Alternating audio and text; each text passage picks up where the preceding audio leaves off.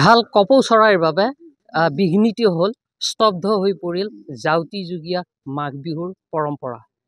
চিপাঝাৰৰ নিৰণ চুবাত আমি দেখুৱাইছোঁ এটা ভেলাঘৰ, যিটো ভেলাঘৰত আচলতে উৰুকাৰ কেইবাদিনো আগতে এহাল কপৌ চৰাইয়ে বাহ লৈছিল।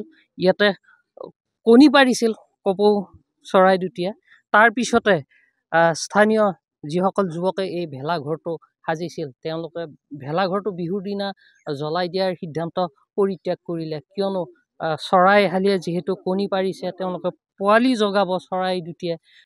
চৰাই জুতি সংৰক্ষণৰ স্বাৰ্থত তেওঁলোকে এই ভেলাঘৰটো জ্বলাবলৈ তেওঁলোকে ইচ্ছা নকৰিলে। কি ক'ব?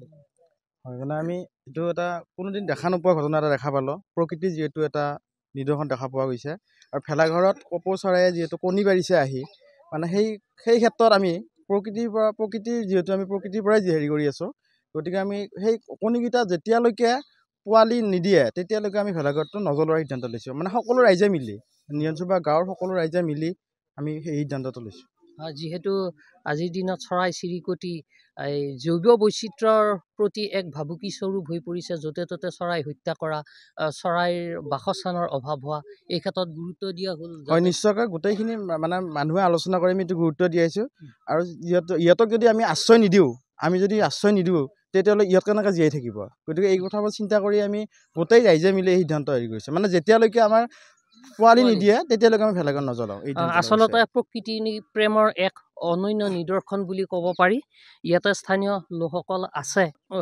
চৰাইহালীয়ে পোৱালি দিয়াৰ পিছতো পোৱালি উৰি নোযোৱালৈকে তেওঁলোকে এই ভেলাঘৰটো নজ্বলাবলৈ সিদ্ধান্ত লৈছে, যিহেতু এক প্ৰকৃতি প্ৰেমৰ এক অনন্য নিদৰ্শন।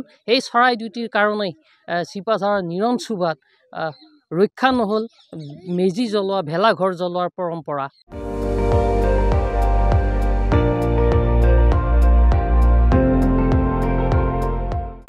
আপুনি চাই আছে ND24, সৰ্বশ্ৰেষ্ঠ নহয় সৰ্বোত্তমৰ দৌৰ।